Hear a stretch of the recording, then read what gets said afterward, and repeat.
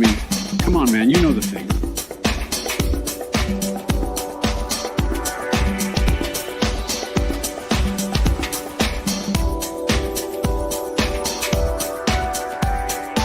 Who else is a more patriotic American than these fine folks? I mean, other than maybe Colonel Sanders, because his chicken is tinger flicking good, or finger sticking good.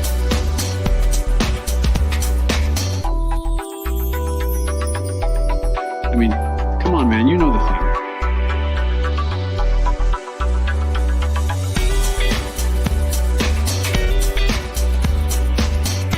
They're definitely better than that Bernie Sanders guy. Can you believe I beat that guy in an election?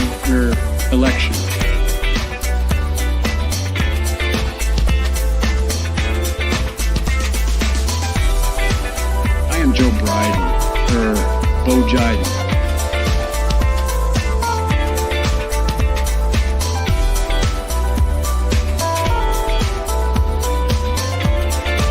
As the President of America, I just want to say Jim Jar are cool cats.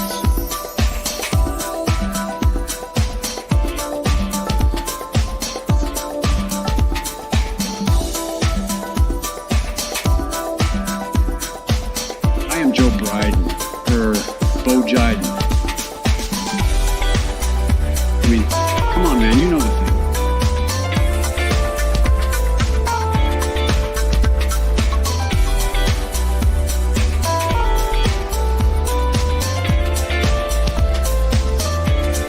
Anyways, I gotta go. I have to go to deliver some tanks or something to that President Zelensky guy. Peace out, hooliganies. Good morning, afternoon, whatever it is for you. Good, whatever it is. How you doing today, Yona? Smoke more of the weeds you must. Chilleth and abideth. Right. What? That is right. That is right. What is up, Warren? Good to see you in the chat. Waiting for people to come in and start hanging out a little bit. Oh, I wanted to show it off today. Look, everybody, I got to wear, finally, I got my own work on my shirt. So I drew this about a year ago, and my friend put it on a shirt, and I'm so excited. I get to wear it finally. I'm so stoked. I finally got the shirt. I'm stoked. It says I identify as an alien. So I'm excited. I'm wearing my work today. Good morning, Anthony. Good to see you. Thanks for stopping by. All right. Well, how has your week been? How have you been?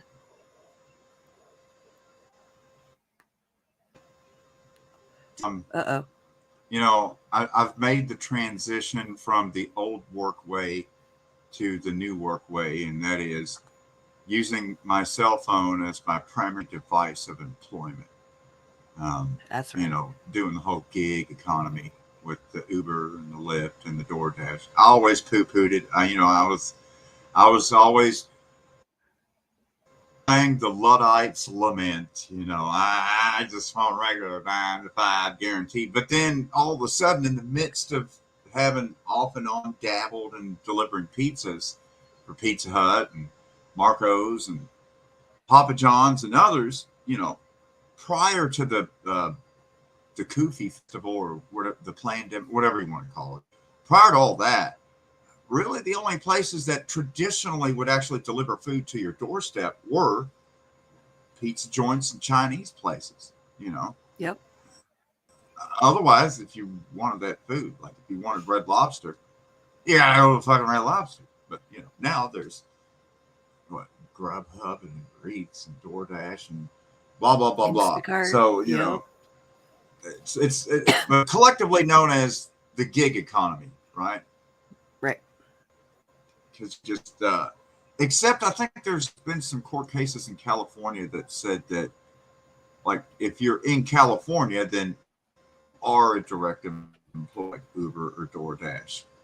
But if not, well, you're just a plausibly deniable independent contractor, and have fun come tax time. Yep. Man, doing taxes as an independent contractor is the worst. Yeah, yeah. It is what it is.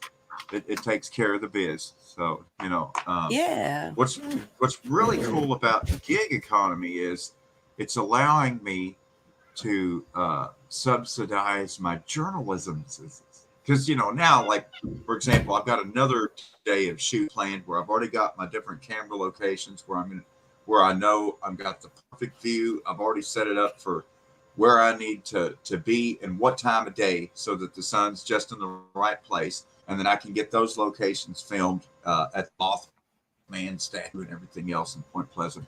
But I'm probably going to share that one with Bulla first, hopefully before Mundus Ultra gets a hold of it, because we're not going to get into the mud right now. All right. But it's so much fun getting to hands-on see these places on the ground where the history and for me the entree into all of this journalism on the ground begins with the February 3rd derailment of Norfolk Southern and Columbiana County in East Palestine and the subsequent chemical releases, which as bad as the dioxin and the butyl acrylate, ethylene glycol, and all kinds of shit that built out there, in addition to the diesel and gas and all that was in the trench. And, you got the things that leached liquids into the watershed of Leslie Run and Little Beaver Creek down to the Ohio, as well as the aerosols that, were ignited and put into the air and drifted over into West Virginia for a little while, and then predominantly the winds changed and it blew into Pennsylvania and New York and all the way into like Ontario, Canada.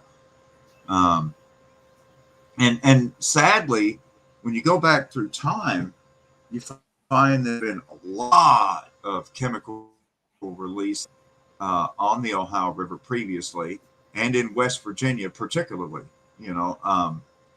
And so, because for me, the first time I can ever remember as a young being alarmed by hearing about a chemical spill was when there was an explosion at the chemical plant in Bell at the Union Carbide Works out on Carbide Island, and that was in 1985, and I was about 11 years old. But that was a big deal because it happened in 1985, like I said, and that's just after there was a previous explosion at a different Union Carbide facility involving the same material that oxidized into the same aerosolized gas cloud. Then we're talking about MIC, or methyl isocyanate, and methyl isocyanate oxidizes into phosgene. Just like when you light TCCD, which is, the worst form of dioxin that they were lighting at the trench in East Palestine that made that huge black column of strange looking smoke, right?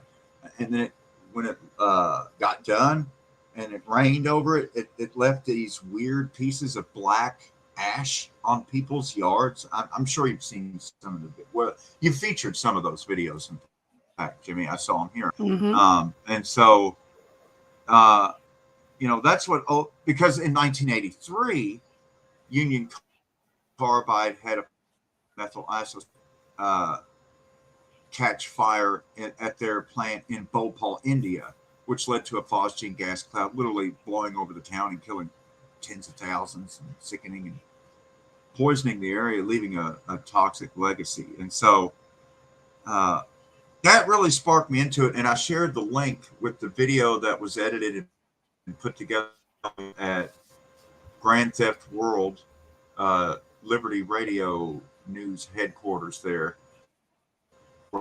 All the different little video clips going into this story, which hopefully I'll have published by this weekend, called Orange You Safe, America. And it's the history of Agent Orange. Orange You Safe. I've got the Agent Story Del Rio, Ohio video if you want to watch it. Perfect. Now I can give the little segue here. I All got right. about a 90-second rant that'll put you right to this point. So you have to All go right. back to imagine an old wagon, like the music video for Wagon Wheel. What are they called? Old Crow Medicine Show that does that song, Baby Rock Me Like a Wagon Wheel. And the video for it, like set in the old Western days, think like the 1850s, right? An old Conestoga covered wagon. And in the back is this huckster carnival barker with his snake oil medicines. Hey, folks, rolling into every town. Come one, come all. I've got my new snake oil, Big Bill Rockefeller's patented snake oil medicines. And he's dragging his wealthy to-do wife or family's fortune along with him, Eliza Davison. And so Big Bill Rockefeller and Eliza Davison are rolling around in Western New York. And they ended up, 1839, when John Rockefeller was named his son, born to his wife, and his middle, John D. The D is for his mother's name, Davison. John Davison Rockefeller. The one and only. And amazingly, this prodigious man, by 1862? So let's do the math, Michael Jordan.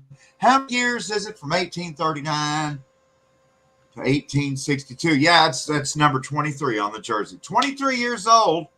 This motherfucker's in Cleveland, banding up with, Samuel Andrews and Clark. And so all of a sudden you got Rockefeller, Andrews, and Clark. Well, what is it?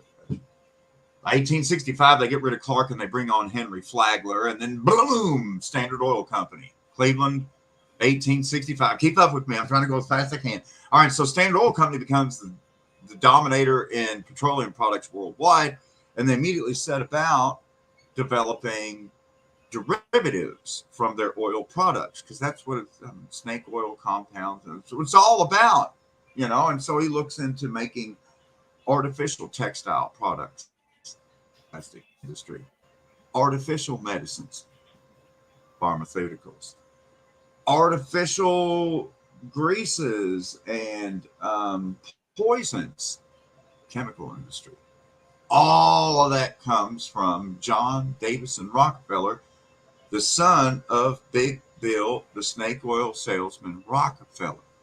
And so when you see this tree from where it sprouts and takes root, then everything else makes sense. So it's about the branch of the tree at the bottom called the petrochemical industry. And that's really kicks into high gear during World War I, when U.S. business interests are able to take over the German company in making pesticides and stuff. And that becomes Union Carbide. And so in 1921, I think it is, they chemical plant on planet Earth in Clendenin, West Virginia, which is just north of the capital there in Charleston on the Elk River. And that's where they first started cracking carbons and making products that we were probably more familiar with today, like, ethane and ethylene and butane, like think of like a lighter, right? So amongst these different chemicals that they happily discovered at the first chemical plant is dioxins and cyanates and acrylates and butylates, because they're carbon cracking. They're heating up petroleum and then putting it through different distillations. And, there's a long history of in Appalachia, at least. Shout out moonshine. Triple X means it's been distilled 3 times, for example. So fast forward to them moving, because they ran out of space there. And so they moved the plant down to an island in the middle of the Canal River called Carbide Island, Blaine's Island.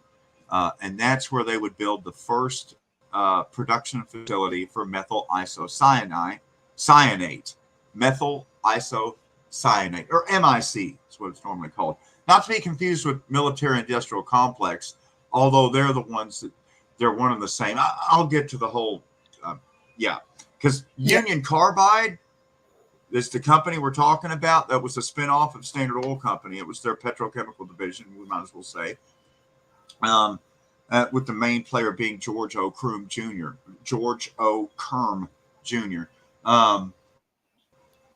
It was Kerm then leads Union Carbide to set up the main research facility in Tennessee for the gaseous diffusion and enrichment process of uranium in the Manhattan Project, also known as the Oak Ridge National Laboratory. That was the Union Carbide secret nuclear works that began during the Tennessee Valley Authority. So again, all of these super weapons of the military and everything, they were always a public-private venture between the Pentagon, or the War Department as it used to be called. Now it's the Department of Defense. I love euphemisms. But anyways, going all the way back, if you really get to the heart of the history of the United States, all the way back to the Boston Tea Party, we're only seeing the business end of democracy. It was never about the female end of democracy or the child end of democracy, citizens end of democracy.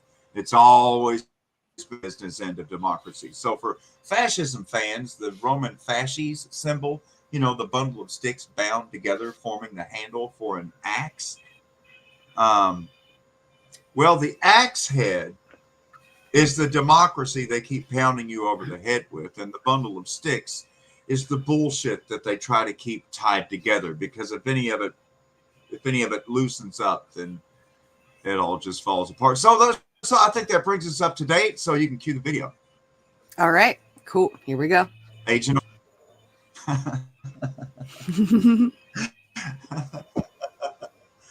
I talk so much when I'm high. Oh my God.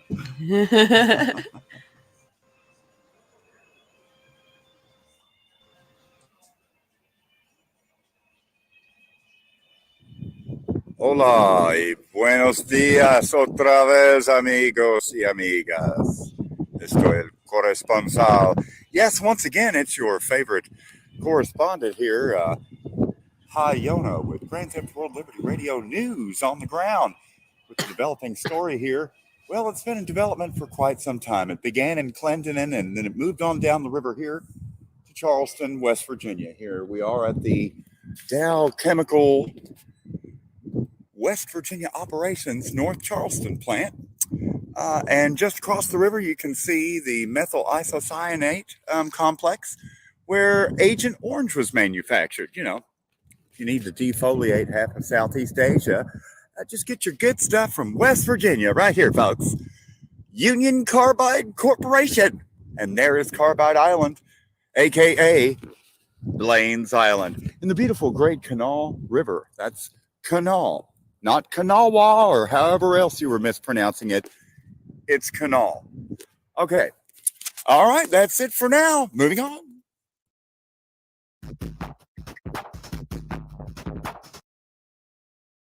And there it is, folks. A close-up shot of Blaine Island, a.k.a. Carbide Island.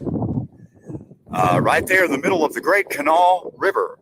And just across the river here, you can see that's the beautiful facility that manufactures all kinds of vinyl chlorides and dioxins. Yum, yum, yum, yum.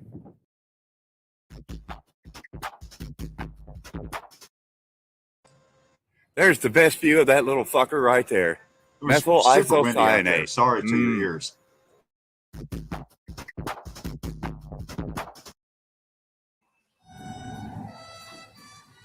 Hola, amigos. Otra vez. Estoy el corresponsal. En vivo desde la orilla del sur. El río Ohio. En el estado de West Virginia. Here I am live on the southern bank of the Ohio River in West Virginia, directly opposite what the locals call Gallipolis, Ohio. And I've been witnessing quite a few dead animals between the edge of the road and the riverbank here as I've been driving down the Ohio River from Parkersburg, West Virginia, and we're going all the way back down to Huntington, back home here. Just checking things out. Been doing some journalism all day long. This concludes yet another day of some gonzo journalism with yours truly, El Corresponsal. Hi, Yona, on behalf of Grand Theft World Liberty Radio, live on West Virginia Route 2. Hasta luego, amigos y amigas.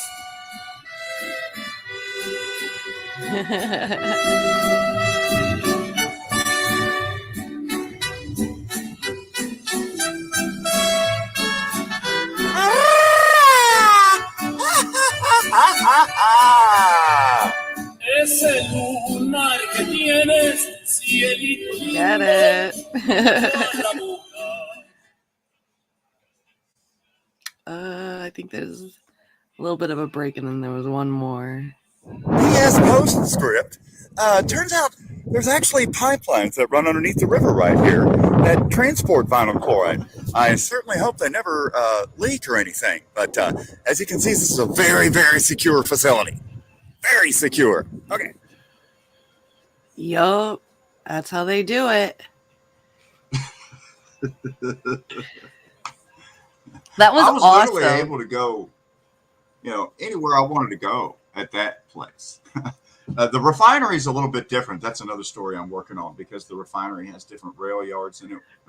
Because we live across the river from a refinery. I really did think about swimming in that river, but I didn't bring my floaties, and safety first. I have to inflate my floaties before I go. Right. And there's got to be a tornado for you to bring out the floaties, so. But it was wild. Like, there was zero security around any of that facility.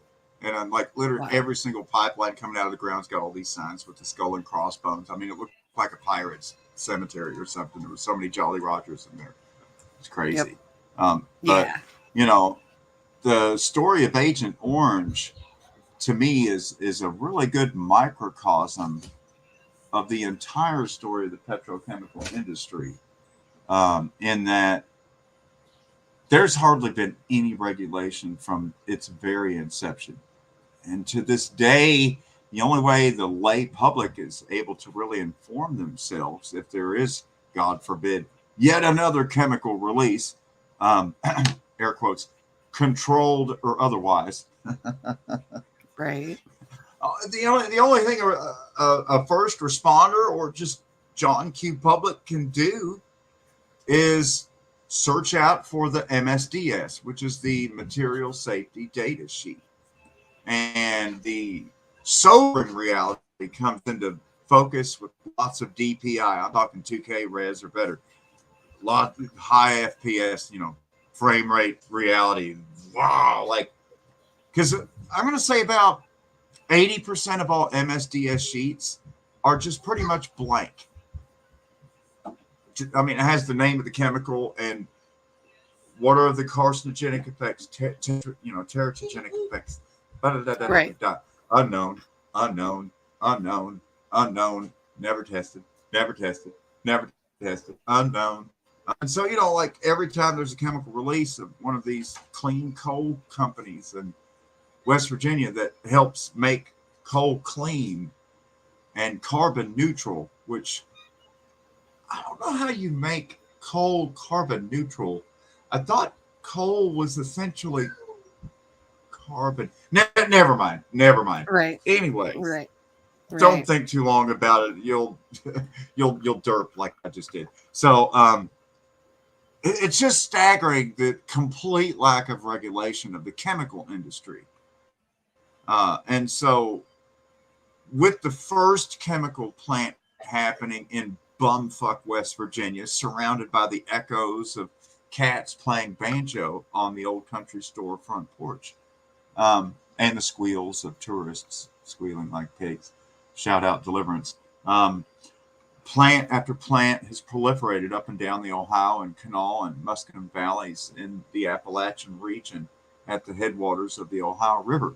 To this day, it's still filled with, I literally, my last Uber rider that I delivered last night, I delivered to a place on the map that is literally called DuPont City, West Virginia. Yes, it was a DuPont company town. West Virginia is a case where every single industry that came in literally built the railroad into that part of the valley, clear cut all the timber, opened up all the mines, built the chemical plant, coal tipples, and laid out the streets and retained ownership of everything, including the stores. And then all the workers that were brought cars that wouldn't open, that were painted black with paint so they couldn't see where they were in case they wanted to escape. And then they work at the sawmill or the coal mine, and they're not even paid real money. They're paid wooden coins that are called scrip. Wow. That can only be stored out. Have all these towns across West Virginia that are still to this day retain their company name.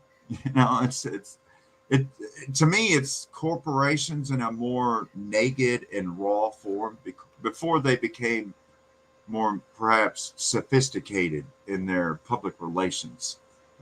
Because, the corporate history of brutality against their workers is centered between Andrew Carnegie and his steel empire in Pittsburgh, Kerm and his chemical empire in West Virginia, and Rockefeller and his oil empire in Cleveland, Ohio. Still today, so much of our foreign and domestic policy is a petrochemical policy. And of course, the pharmaceutical industry is but yet a grandchild of big oil, because big oil begat, I hate to sound biblical, but big oil begat the petrochemical industry. And then the petrochemical industry begat the pharmaceutical industry, because pharmaceuticals are petrochemical products, just like the plastics that they're wrapped in, which is yet another oil product. And so much of what we consider to be modernized medicine today is a big oil product delivered lock, stock, and barrel, totally, completely, and wholly out of oil and oil products. Virtually everything, from the polyester sheets to the plastic syringes, to the plastic IV drip tubes, to the actual ingredients that are in the medicines. Good luck with that. I guess I better steer clear of that. But again, I'm talking about where this began, and they've been hiding these chemical factories in Appalachia, surrounded by hillbacks and jokes about the toothless coverall wearing type of Americans for decades. And it's been under our noses this whole time. The PSs and C8s and every water, as Alex Jones is screaming about frogs turning gay, and the Simpsons are featuring the three-eyed fish in their intro to every show.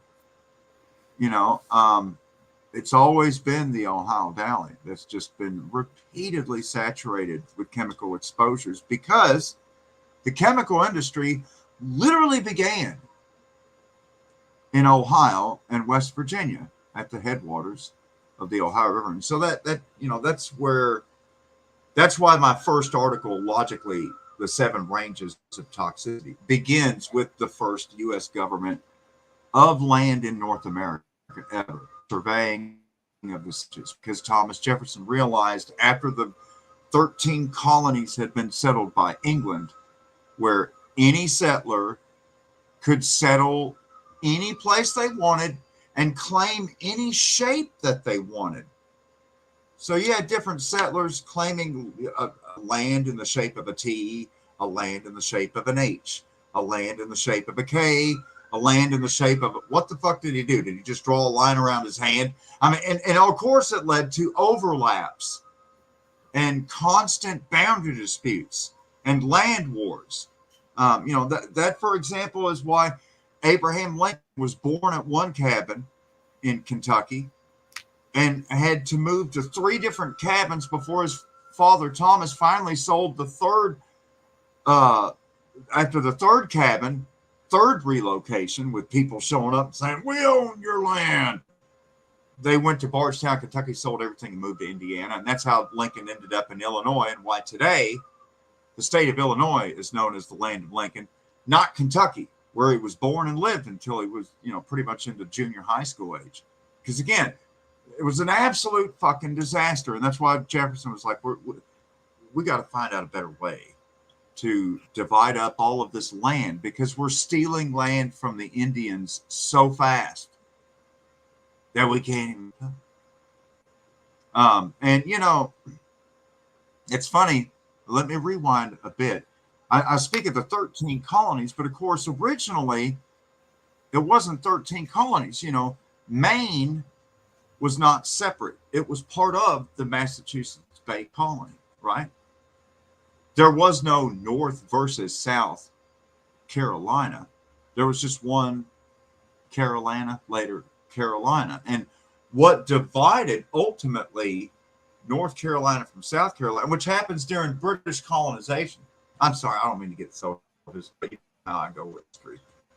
And you're good. What split the Carolinas was the Tuscarora War, right? And the Tuscaroras, for those that aren't familiar, they ranked themselves with, and so the Tuscaroras were known as the Blue Devils, and they were settled between the Lumbees and the Arahatecs, which are a Chesapeake tribe. But it's in today's geography between Charlotte and Raleigh, North Carolina. Okay, now I've got people oriented back to the middle of the Piedmont of North Carolina, but not down into the grasslands. That's the Roanoke. But so we're talking about the Tuscaroras, the Blue Devils, and that for one reason the Duke University, their mascot still today is the Duke Blue Devils. That refers to the Tuscaroras.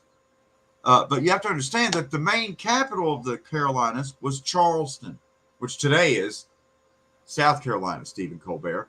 And then North Carolina was the beach strips just below Chesapeake, and it's mainly just all swamp. Morehead City would be one of the main ports, Wilmington, but not in those days. It was a vast swamp in between the two, and that's why North Carolina and South Carolina were separate as initial colonies. And then it was North Carolina colony that fought with the Tuscaroras, which is a euphemism for tried to exterminate them entirely. But the Tuscaroras, realizing that they either got the fuck out or were just completely exterminated, sought out the Haudenosaunee, the Iroquoian League, up in the Finger Lakes region of New York. Long journey all across the Susquehanna tribes to reach that area. But they sent runners from North Carolina up to close to Rochester, New York. And the Tuscaroras explained their plight. And so all the other Iroquoian nations, the Cayuga, the Onondaga, the Mohegan, the Seneca, and so on, they all, and the Mohawk, they all voted to accept the Tuscaroras. So they became the 6th nation of the Iroquois Confederacy at that time. And as a result, the North Carolina settlement was out a tremendous fortune for having waged all this war, and resentful against South Carolina. And because of the different security situation, the Lord proprietors were left in charge of that section, and the king took the southern section back over because it was a more profitable venture. And that's when North and South Carolina were separated by the Tuscarora War. But That's actually how the beginning of my story, The Seven Ranges of Toxicity, begins. As far as now up in New York, and being seasoned military advisors to all the other tribes that were fighting the white man, because they had been fighting the white man all the way back since the 1630s. And they were able to tell other warriors how white man likes to fight and how they march in formations and wear their funny ass little costumes and like to march out in the middle of the open clearings and everything. So all you have to do is just lay in a ditch and then just pick them off. And as a result, for example, the Minutemen, the colonists in Massachusetts, like Paul Revere, they actually studied the guerrilla fighting tactics of the Iroquoian Confederacy and then copied that when they went to fight the British. And so that was one of the complaints of the British against the American colonists, that they were fighting like wild savages, wearing camouflaging their clothes with leaves and twigs and putting mud on their faces and then jumping out of the bushes and screaming and hiding in the trees to fire at us from a clandestine position, instead lining up in royal dress with epaulettes and your sword drawn, shoulder to shoulder, chivalry, good man, in the clearing, conducting proper warfare. You know, yeah, I just picture the British dude with the white powder. I know. I know. It's so stupid how they used to fight. And I mean, up until the Civil War, they were still literally having duels outside Capitol Hill, you know, where insurrectionists like to go to have their selfies with the security and do, you know, guided tours through the velvet rope guided tours. Yeah. Wasn't it Aaron Burr who died in a duel, right? Because, you know, I mean, you know, we've come along. I mean, I could only imagine if like that Oscars with Chris Rock and Will Smith had happened in like, you know, the 1820s. You know, it wouldn't have been keep my wife's name out your damn mouth and slap to the face. They would have been drawing arquebuses. You know what I'm saying? Right. Flintlocks pulled back. You know? And they take 10 steps and it's very formal and four. They do sit and have tea before. Oh my gosh. Duel. And of course, there were special dueling pistols made just for that, so that they would both have the exact same make and model and ammunition. So it's a totally fair fight when they decide to kill each other with guns. Oh, in a the justice civilized system. way. In a civilized way. Right. Oh my God. And people forget that in our history. Yeah. It's always been a history of violence. And all we've ever gotten to truly experience is the business end of democracy. Right. Thank you. Oh, looky there. Well, a little fairy just brought me a glass screen protector. Oh, cool. For my new cell phone. Now, who else? All hey, right. Look at this. Who else is going to make their camera debut? Yep. That's for the phone. That's for the phone. Oh, you want it? Okay. Yep. You can play with it. She's at that age right now where you just want to agree, because when she does the initial flop to the floor, what follows is I don't. It's bad. Yeah. Girls are wild.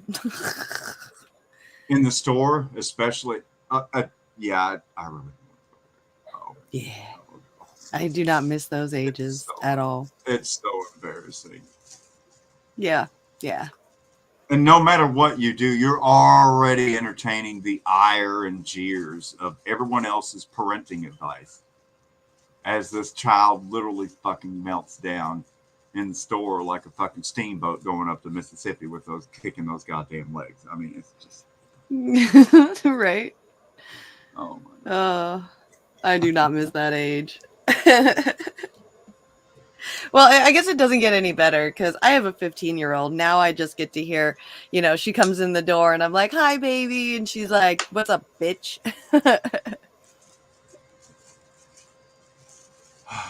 Well, you've made it to a whole new level. Yeah. Whole new level. Exactly. But that's what inspired me to record that song a couple days ago. And the amazing thing was, like, it began with me holding my girl in my lap, and she kept playing the same three notes. And so I used those three notes to make the chords for that song, which is what's it called? Can't Grow Up Fast Enough. Just can't grow up fast enough. And then, like, when I got done with it, I like knew what kind of lyrics I wanted to write. And I'm looking all over for my notebook, and I can't find my notebook, but I found an ink pen, and I'm like, well, I'll just write it on the back of an envelope. I was like, no, I'm just ready to record. So I just turned on the microphone, did the playback of the music, and I just freestyled for like 3.5 minutes, the whole song on one take. And then I listened to it. I was like, fuck, that's good enough.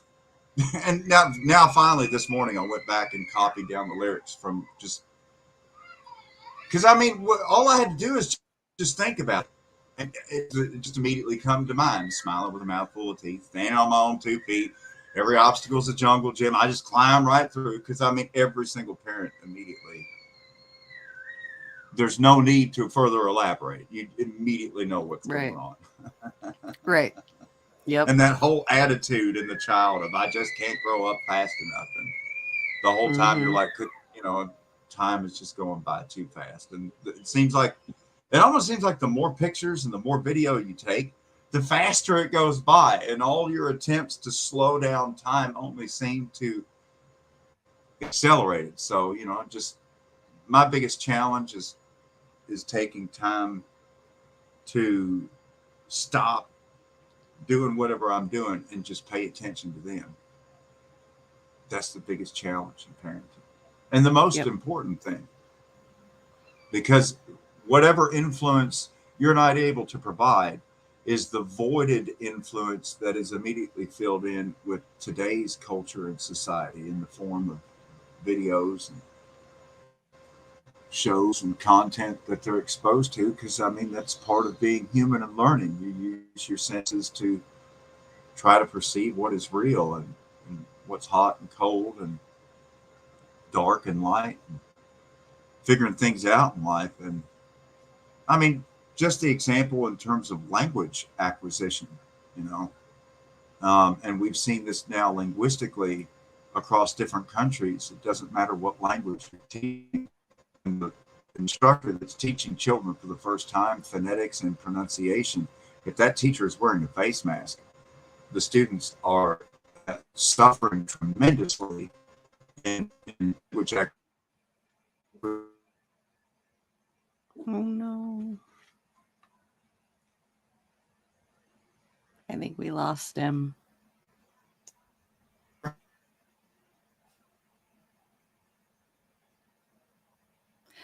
Oh no, we lost him. You guys are all up in the comments being crazy. It feels like he's trying to come back. I could feel it.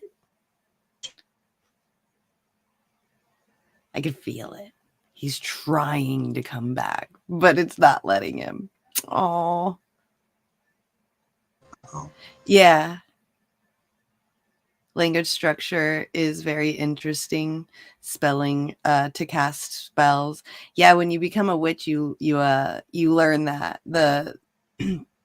Like, what do you do when you're learning words? You spell them out. You spell words. Well, witches do spells. So what are words? Words are spells. So yeah, that's okay, Yona. I figured your internet was cutting out, so I'm still here if you want to come back.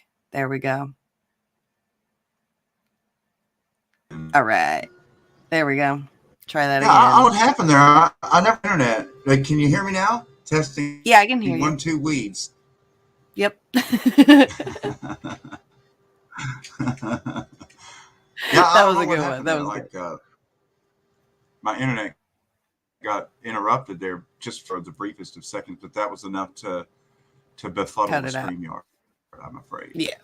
Yeah. Nope, you're good. You're back. But So anyway, you were talking on some about rant about language acquisition. Yeah. With kids Language and stuff. acquisition, that it's important to see facial expression and what your lips are doing and what your teeth and your tongue are doing when it comes to early on learning how to properly enunciate your speech, you know, whatever language it is. And with some languages, it gets to be quite a messy, slobbery experience. Sure.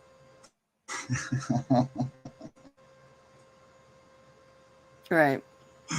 Okay, I did find a video about big pharma history and how Rockefeller created Western medicine. Mm-hmm. So I do want to watch this and see. I found this video. I thought we could probably watch this and see how this goes. We have an evil and corrupt medical Awesome. system. All right. You might believe that the Western medicine that we have today always existed, but it's only about 100 years old. One you can thank is John D. Rockefeller. He was an oil billionaire that became the richest man in the United States. In 1863, he opened his first oil refinery in Cleveland.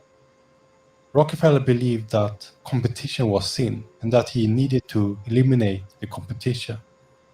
Therefore, he started to buy every oil refinery that he could find in Cleveland, and within 2 years, he owned most of them. 23 years old. Over a decade later, his company Standard Oil owned most oil refineries in the United States. His control over the oil market created the first American monopoly. The government didn't like this, so they forced his companies to split into smaller companies. Because of Rockefeller's greed, not many people liked him. He wanted to fix his reputation, but at the same time earn even more money. Then he found a brilliant solution. Rockefeller found out that there was a way to use his oil to create drugs. His oil was only worth about a nickel per gallon, but if he used his oil to create drugs, he could earn millions of dollars per gallon. In order for him to succeed with his plan, he bought the German company IG Farben. It was the same company that would later assist Hitler when he killed Jews. Rockefeller's biggest threat was natural health. One big problem with natural remedies was that it wasn't possible to patent them. Therefore, he needed to eliminate it. The first step in the takeover of the medical system was to take over the medical schools. Rockefeller then employed a man called Abraham Flexner.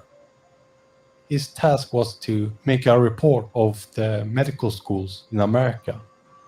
Flexner was against natural health and believed that it was quackery and that hospitals needed to use allopathic scientific medicine. Flexner released his report in 1910. In his report, he said that American schools should impose higher admission and graduation standards. The Congress then accepted his report, and medical schools had to teach allopathic medicine. Allopathic medicine is when you use drugs to treat illnesses but don't cure them. When Rockefeller got the green light that medical schools had to teach allopathic medicine, he and the Carnegie family gave grants to medical schools. That's horrible. They told the medical board that they would receive money, but they had to have one representative on the board of directors. And after that, medical doctors started to treat illnesses with drugs. Rockefeller also created the American Medical Association. This organization introduced a medical licensing system. Only doctors that had a license could work as a doctor, and everyone else that used natural remedies got eliminated. The Rockefellers are one of the biggest names in the eugenics movement. It's the belief that the world is overpopulated and that we need to shrink it. Rockefeller and other elite banking families believed that they were better than anybody else and that they needed to create a pure race. The eugenics movement started in America before Hitler killed Jews. It was actually the Rockefellers that introduced this concept to him and helped him kill a lot of people. The Rockefellers also started the organization Planned Parenthood. Its aim was to reduce pregnancies in women. Bill Gates' father was once the leader of this organization, and that's the reason why Bill Gates is so involved in eugenics. The Rockefellers and other elite banking families also created the Federal Reserve, Just cut in there. Just a central bank. Yeah. You said you wanted to cut in really quick? Because he mentioned Bill Gates. Bill Gates' dad, William Gates Sr., was actually the lead legal counsel for Planned Parenthood of King County, Washington, which is where Seattle is located. So he, being the chief lawyer and legal strong arm for the Seattle Planned Parenthood, is Bill Gates's father. But definitely put into that position and fed a lot of business by Rockefeller himself. And the other point I wanted to raise, I think I had mentioned previously that when Standard Oil diversified into the petrochemical industry, that it was in the run-up to World War I that they confiscated some German businesses.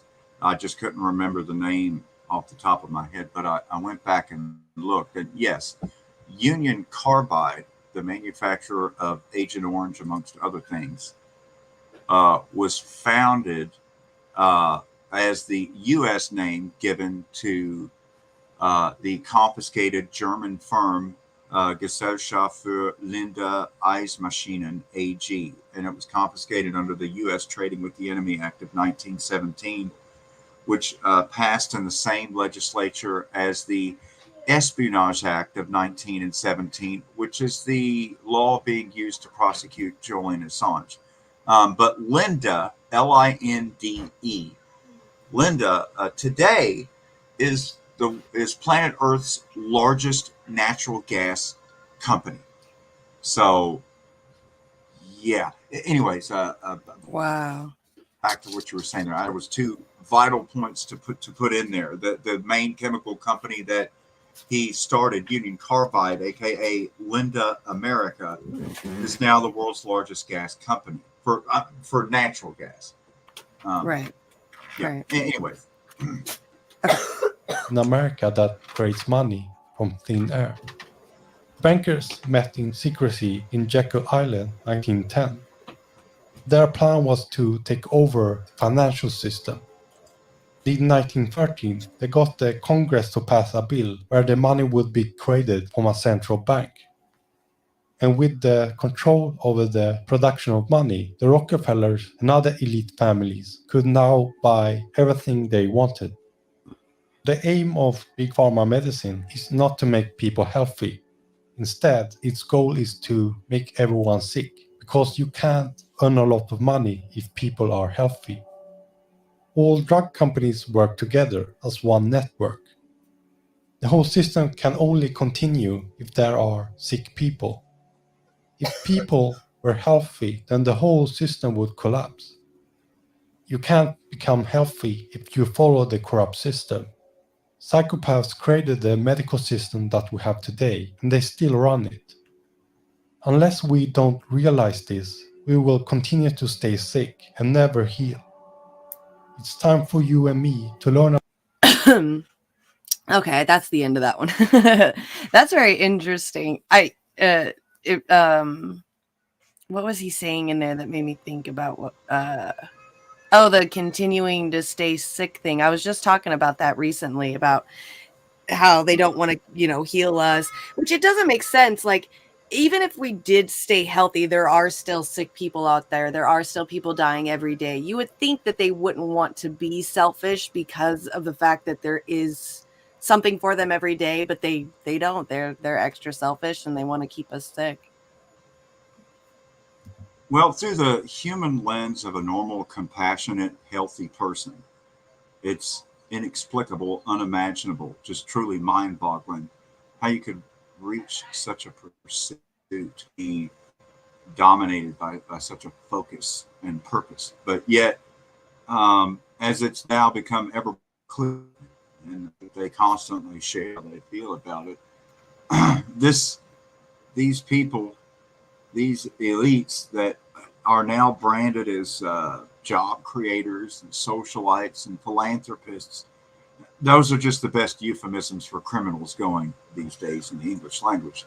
But what they generally share is a hoarding nature and a wealth that it's unimaginable. From their perspective, having more money than God himself and seeing that money is worth more than human life itself, you then begin to see that, anything you can do to reduce the number of people on earth is a good thing. It's just going to help in terms of profits. If you view money as worth more than life itself, then all of this makes sense. But for the rest of us, people that see otherwise, we see life as being worth more than money itself, because you can replace money. If you leave, you can get money again. Mm-hmm. But if you lose an uncle, if you lose a father, if you lose a child, you don't get them back. Ask Scott Desnoyers like yesterday. So, right. That's so we're dealing with a ruling, what are they, professional managerial class, right? The PMC. We're dealing with a psychopathic elite that have so lost fucking touch that they view money worth more than life itself, Right. which is fucking absurd. Mm-hmm. That's when the plot, sis. That's when you've totally lost the fucking plot. But again, that's what these people are arguing for. And so, much to our horror, much to the nation's collective horror, we've seen the Hippocratic Oath be amended from first do no harm to first do no harm to your career. Yeah. And then cash your check. Yeah. I mean, I don't know how else to explain it. Even the most activist, spirited people that are hospital workers, I was when they just kept giving out and doing whatever, just kept following orders in the hospital. Not going to name any specific procedures or medicines because, again, times we, Right. when the flip and came down from the hospital administration, that now the things that they were given to their patients, they were now going to have to take in order to remain employed. Then they lined up out on the sidewalk and were protesting. And then they asked me to come out and help support their protest. And I, being of a principled position, was like, why now? I mean, if you truly are in healthcare for the right reasons, I would think if you had misgivings about it, whatever it may be, then why would you give that to your patient? I mean, so I would never do. I'd never take that. But I got to give it to you, or I ain't gonna get my check. Oh, I got to take it too. Oh, fuck that. I'll file a lawsuit. Consent, motherfucker. Consent. Well, what about your patients? Anyway, I guess it's a lot of hurt feelings. Emotions are very raw, but to me, I was just trying to make a principal point in this matter, and try to disambiguate from which procedure or medicine or whatever the hospital may decide to do. It's just interesting. It was interesting to see the hypocrisy play out to a backdrop of dancing nurses. Right. Talk videos in the midst of that, which just made it way creepier than it even had to be. I mean, after the last 3 years, I've been creeped so much the fuck out that I just kind of hide from the world anymore. as much as I can. Right. Same. Oh God. Right. Well, speaking of hospitals and medicines and stuff, I found another video from the History Channel about Agent Orange. Now, we were talking about how Rockefeller ended up, taking over the pharmaceutical companies instead of going for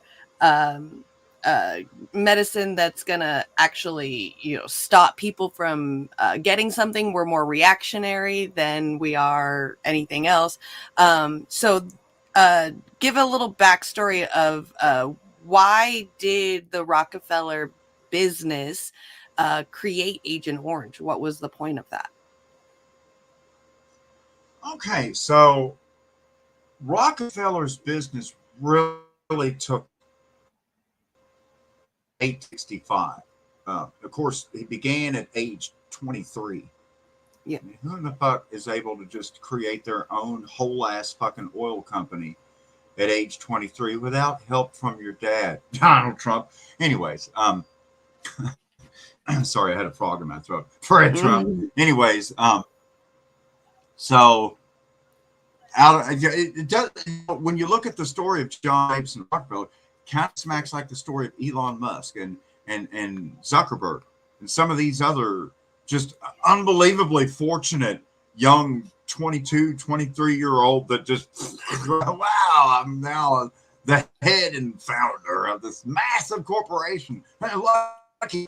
But, of course, you look at who their parents were and who they're involved with. So 1863, 1865, for those that are missing what I'm talking about here, that's the middle of this fucking Civil War. That's in the middle of the fucking Civil War, okay? And in 1863, particularly, Rockefeller is meeting with Abraham Lincoln to get three drunk guys to all lean against each other on an island in the middle of the Ohio River at Wheeling, West Virginia. So they'll all swear to speak for half of the Confederate state of Virginia and saying that they want to become a new state in violation of three different articles of the U.S. Constitution in the middle of the Civil War. And that's how West Virginia became a state. All right. That's interesting. You're not allowed to illegally make a state out of it. And then, well, they did have a referendum vote, and the referendum failed, and they wanted to remain with Virginia. Sorry, you're a West Virginia state. Now, why was it done by Lincoln?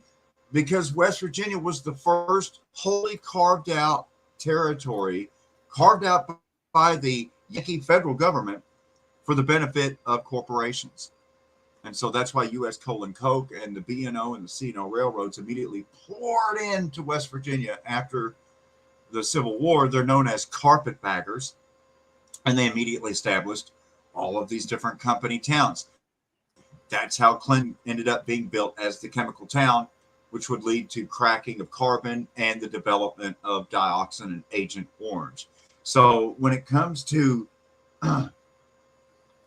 the why Agent Orange was developed, okay, again, we go back to 1907 when Union Carbide was incorporated, but prior to this, it was still under the auspices of Standard Oil Company itself. And they had been working with the War Department researching nerve gases. And in fact, of the nerve gases, like mustard gases and others, these nerve gases, when soldiers were exposed repeatedly to low amounts of the nerve gas, two doctors noticed that they were all exhibiting the same symptoms. And the two French doctors were Guillain and Barré, which today they're immortalized as Guillain-Barré syndrome, which is one of the main side effects that people exhibit from inoculation in injuries. I found a way around the B word. Anyways, dancing on eggshells to talk about anything. This is ridiculous, but I'm doing my best. I know. You're doing great. You're doing it. You're getting it. It's like dancing around. You don't want to step on the wrong rail. Or Yep. Oh, where'd our feed go? Oh no! Yeah. Maybe it's a good time to cut the music. You know, I've done some club hangers, but long story short, Agent Orange is actually a chemical biological weapon. You know, the beginning of the petrochemical industry is when Standard Oil Company was trying to sell some of their oil products as kinetic weapons to be used on the battlefield. And that's where the development of, hey, if you mix this petrochemical with that petrochemical, and then you burn it in a trench, it makes a fucking gas cloud like phosgene. And then we can use this against soldiers in the trenches in World War One. Or if it's February 3rd, 2023, and a train's derailed, you could think, hey, here's a chance to recreate World War One trench warfare on the Ohio-Pennsylvania state line. Who's game? Who's up? Right. And you know, cue to the BBC covering the story that BBC says CDC exposed to TCCD at East Palestine. Mm-hmm. Bro, like, is this the Babylon Bee? Like, what the fuck? Jeez. All right, let's watch the video about some Agent Orange, and then we'll get into your music. We'll spend the last hour on your music. What do you get when you mix 2,4,5-T acid and 2,4-D acid?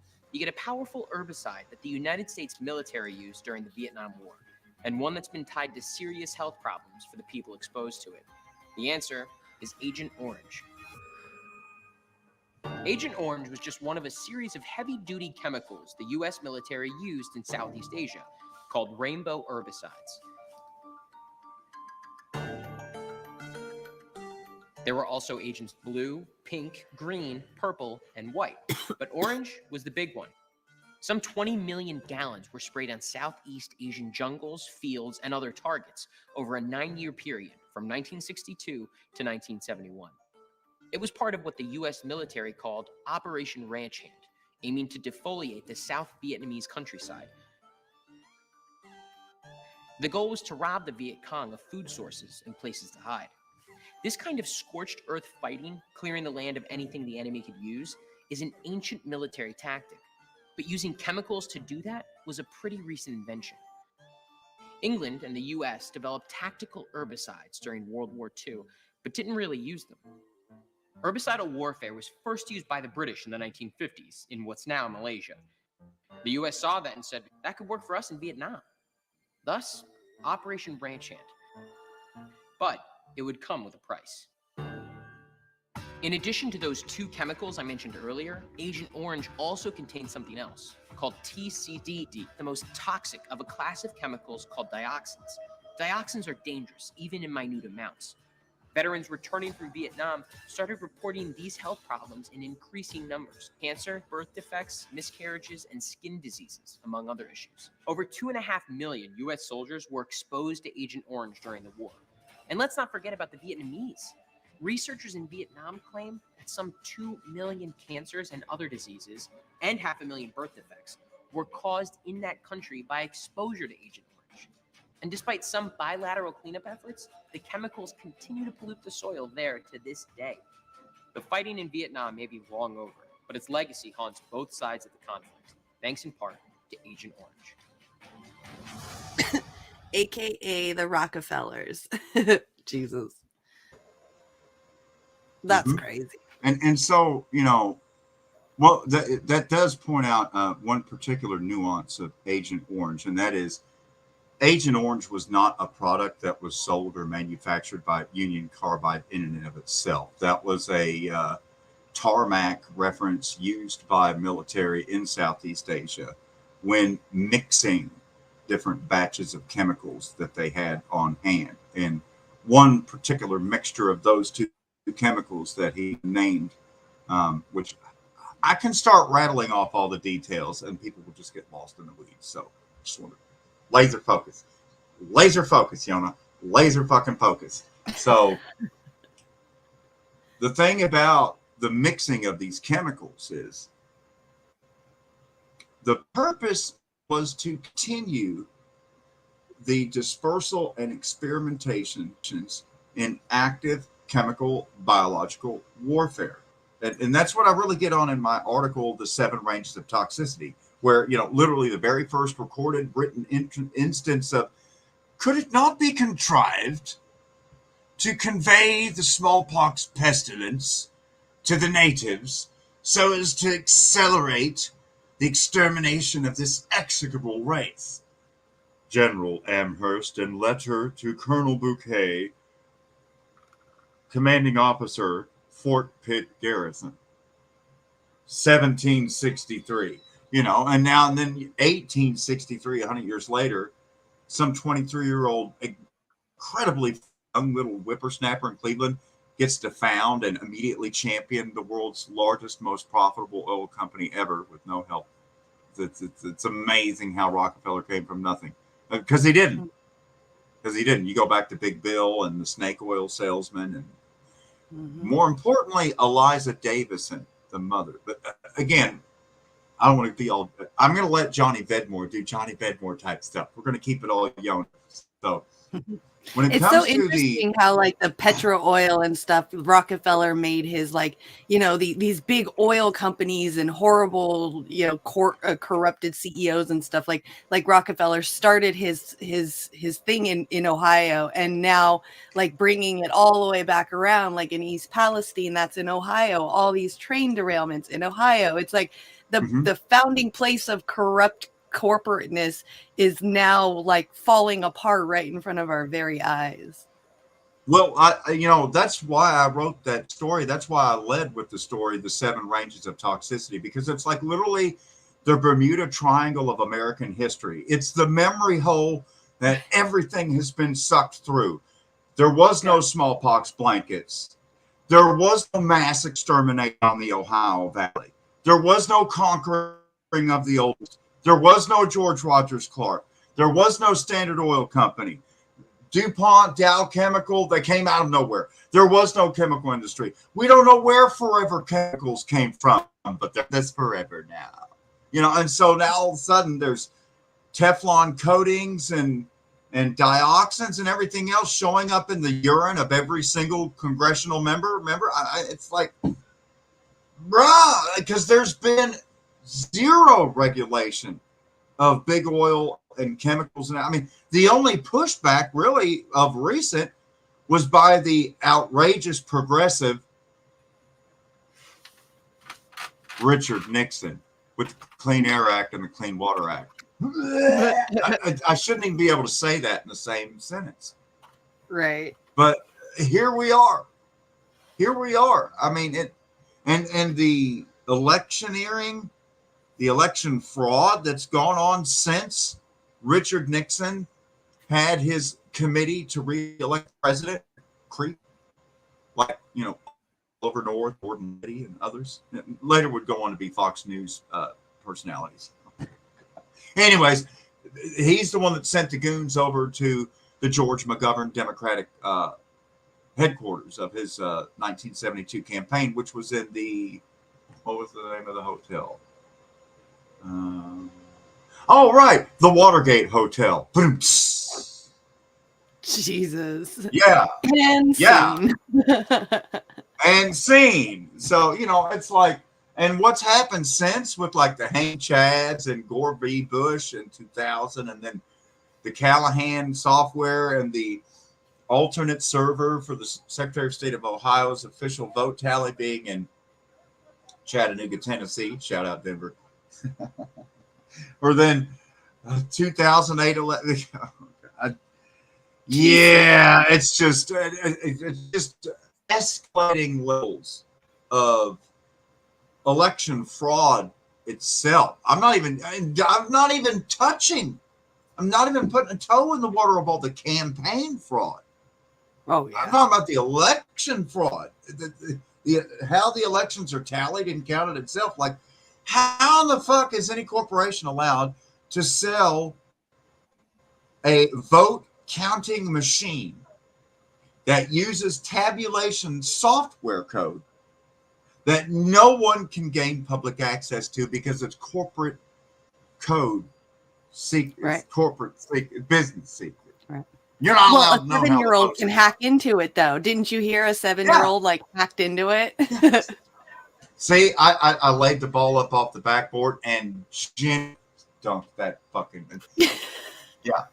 Put the credits where they're due on that dunk right there. It's Productions. That's right. Yona. That's Image Productions. you. On that dunk, she caught the I'll be pass here all off the week. glass. Bam. Jesus. I It's know. ridiculous. I'm telling you, the volcano party is sounding more and more desirable every day. I'm down. I'm totally down. And of course, you know, it's not going to be the bull or the elephant. The mascot of the volcano party, Elmo. Elmo, to the flames. Could you imagine? Dude, it's just like this evil Flaming ass Elmo. Elmo. Yep. Oh Flaming my God, Elmo is our mascot. Flaming all right, Elmos. Ed, are you hearing? We need this in our lives.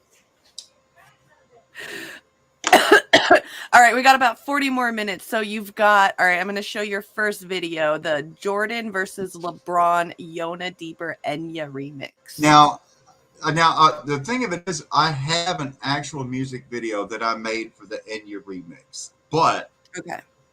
I've not shared it to the internet yet because it's filled with nothing but sports clips of Jordan and LeBron.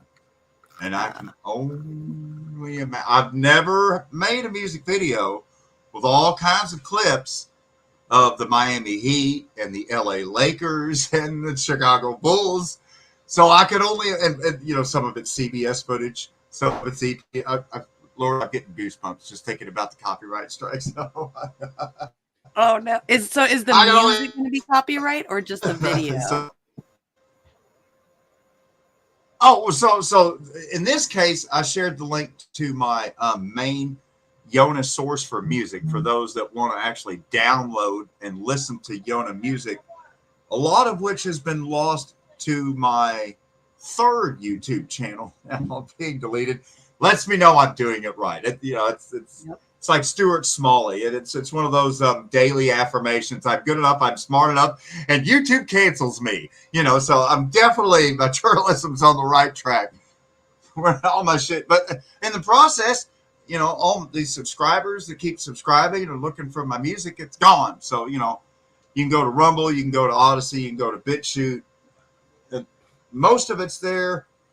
I'm gonna make the commitment to upload all my music to Bandcamp, and so that's where the link is there. What I shared with you, Hi Yona Bandcamp link. Yep, I put it in the comments section so people have it.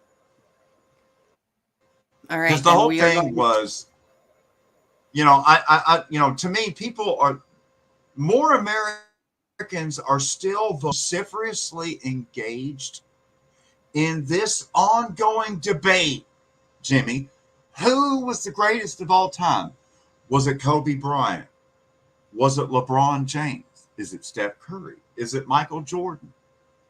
And it's into a fantasy land so deep and absurd that I think the words of Michael Jordan explain it best when he is quoted himself later in the song. And trigger warning for those that have problems with loud noises, jump scares, strobe lights, or ancient Irish Celtic rhythms, or Enya in general, you were warned.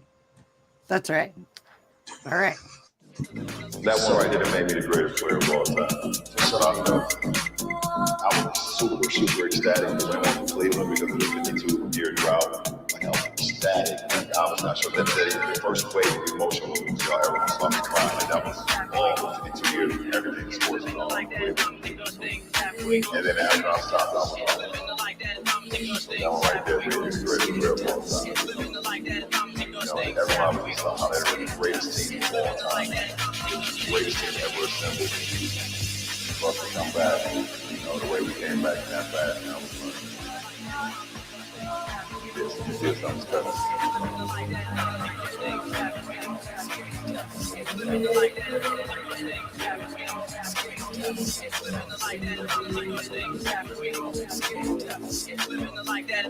does things halfway close. Scared to death, scared to living like that.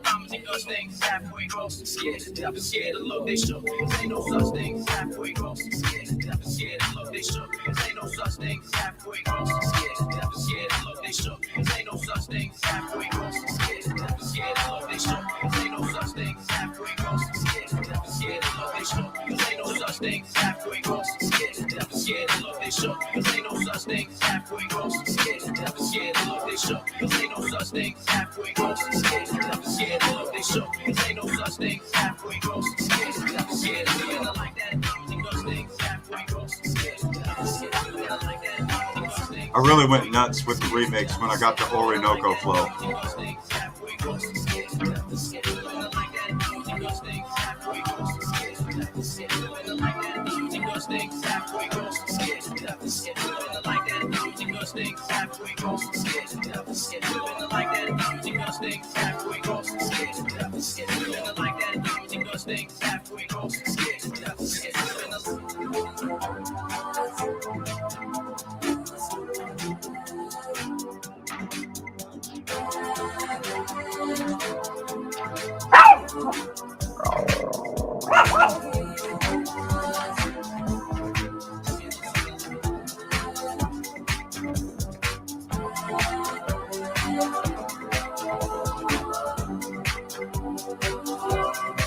I think the dog just voted for Jordan. Sorry, LeBron.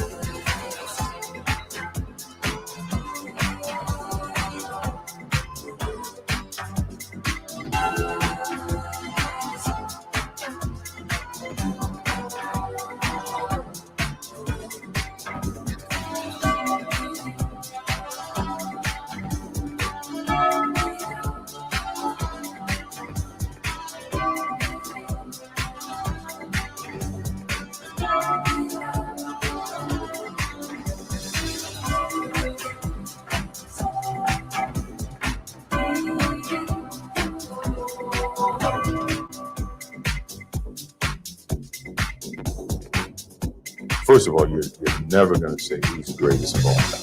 To me, I think that's more for PR and more for selling stories and getting hype. Jack and Tiger never played against each other. They never played in the same tournament. They never played with the same equipment. They never played with the same, level golf course.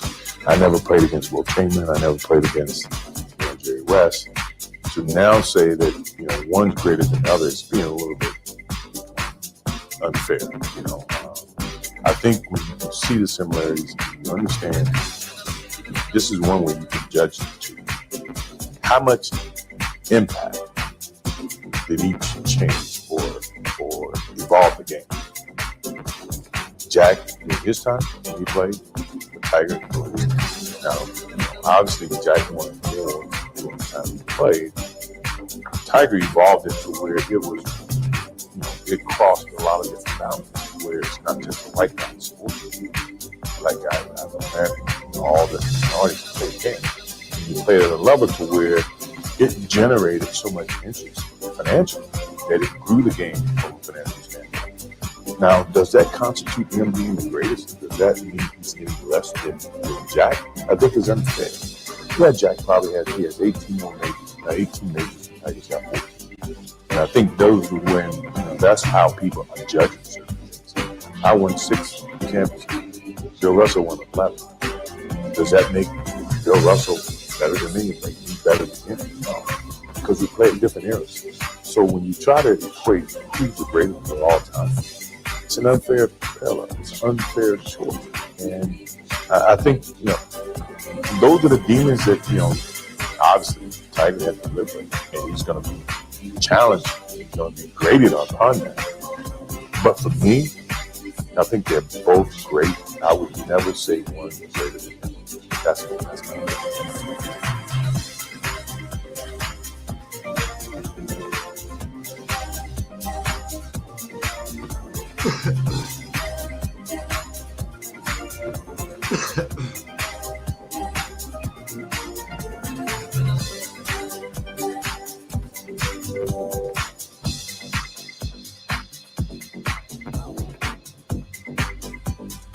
This song keeps cranking for another 6 minutes, so we can crank it another 6, or you can cut to something else if you want. It's up to you. Do you want to keep going? Do you want to keep going? Well, let's go on. Let's go on to the Angela Davis. For those that want to do the entire 11.5-minute club experience, because a lot of the house and techno songs, unlike radio-friendly songs, are not just 2 or 3 or 4 minutes in length. Instead, it reaches, it goes beyond the trance barrier, which for those that aren't familiar, the trance barrier is 7 seconds. Once a song goes beyond 7 minutes and 7 seconds, you're in a trance. Yep. Absolutely. So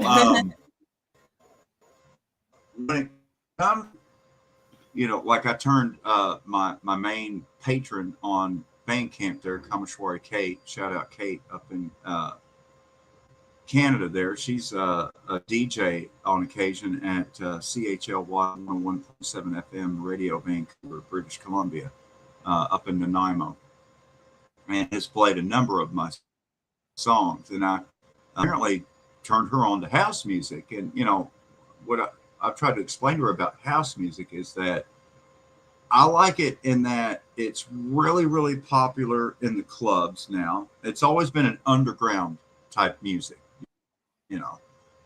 So much radio friendly up until of recent, of course, in Europe, particularly European radio airwaves are dominated by house, and it's what we would call European music. But in the United States, for the most part, Deadmau5 and others, David Guetta, Afrojack, a lot of these artists were just underground, and you would only hear of them at like summer music festivals or just. There has been to popular music with some of this style of house music, but to me, the essence of house music, as it were, generally speaking, it's a driving club beat, but you hear like speeches from like Gandhi or Martin Luther King or Leonard Peltier or Julian Assange. I mean, house music seems to be a unique musical vehicle where you are able to convey historical voices and truths from the past and then like breathe new life into it. So like my house song, Gil's Got Herring, which I dedicated to Slow News Day, aka Steve Poikonen and friends and Gloria Jones. That song is about Gil Scott Heron and his famous poem, "The Revolution Will Not Be Televised." But I'd written my own poem, and so I combined my spoken word poem with his original song, and then a whole new house beat, and the whole thing together, and it totally breathes new life into the whole. Because a lot of people may have never heard of Gil Scott Heron, or had even heard of "The Revolution Will Not Be Televised, brothers. It will not be brought to you by," And so with that's my long-winded introduction for these two house songs that I have featured here that I released recently. And so you can be looking, when I say officially, eventually I get around to going to routenut.com, and then I actually release the songs officially and get a UPC code and everything. And then actually go to YouTube and see my official releases because they've gone out to iTunes and Pandora and Spotify and elsewhere. And so then YouTube gives everything that's on their catalog. So you'll see, and there's been people subscribing to Yona Aniwodi Topic, which has got 3 of my official releases, and people are subscribing to it. But that YouTube made that channel. I didn't make that channel. That's because I have officially released music. So you can actually go to Spotify and listen to Yona Aniwodi. Woohoo! But coming out soon will be Frame Dream, which features Angela Davis, Black Panther of Fame, female Black Panther Angela Davis,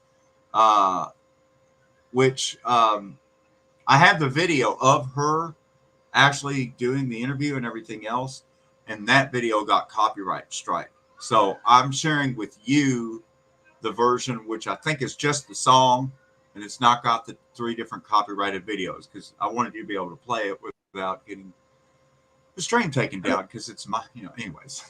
So that's what you've got here with Angela Davis, Black Panther, and then in the second song, The Greatest, featuring Muhammad Ali and American intellectual James Baldwin. All right. All right. Here we go with Angela.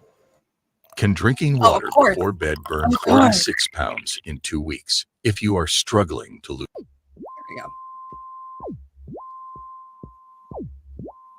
Yeah, but the question is more. This is how Yona delivers history. You get there by confrontation, violence. Oh, is that the question you were asking? Yeah. See, that's another thing. When you talk about a revolution, most people think violence, without realizing that the real content of any kind of revolutionary thrust lies in the principles and the goals that you're striving for, not in the way you reach them. On the other hand, because of the way this society is organized, because of the violence that exists on the surface everywhere, you have to expect that there are going to be such explosions. You have to expect things like that as reactions. If you are a Black person, live in the Black community all your life, and walk out on the street every day seeing white policemen surrounding you.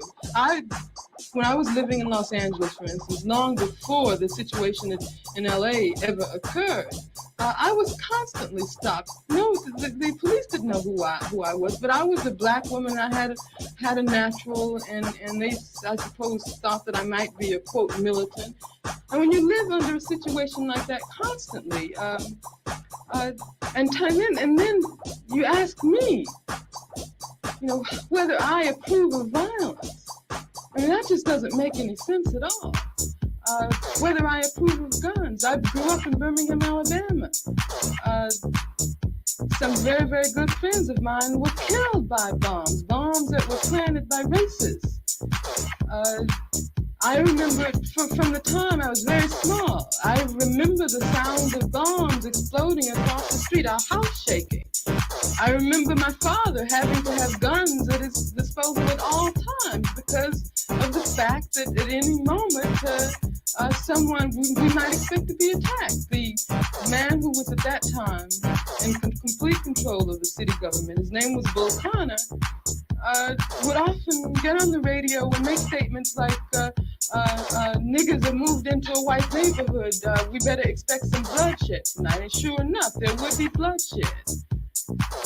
After the 4 young girls who lived, one of them lived next door to me.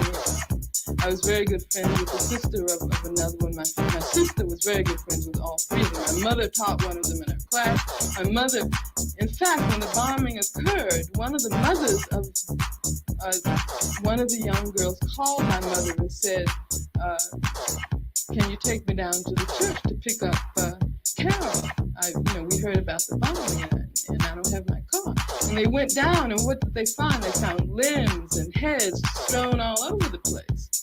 And then after that, in my neighborhood, all of the men organized themselves into an armed patrol. They had to take their guns and patrol our community every night because they did not want that to happen again. I mean, that's why when someone asks me about violence, I just find it incredible.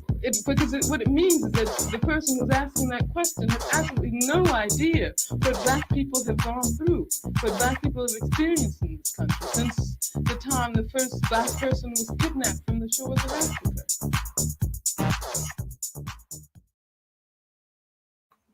Damn, that was a good one. I really, really liked that. That's a good interview. I've never heard that before.